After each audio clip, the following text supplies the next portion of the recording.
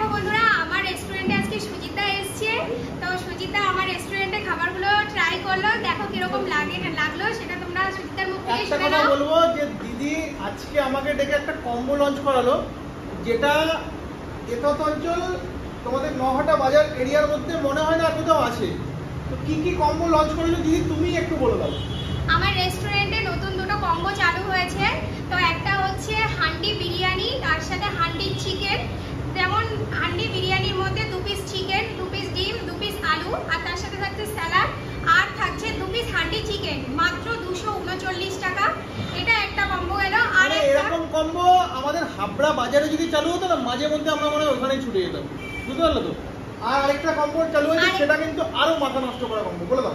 আরেকটা কম্বো হলো থাকছে তোমার স্যালাড, দুটো চিকেন হচ্ছে ফিঙ্গার, আর হচ্ছে চিকেন চাপ, ভেজ নুডলস, আর হান্ডি চিকেন বিরিয়ানি, মাত্র 200 টাকায়।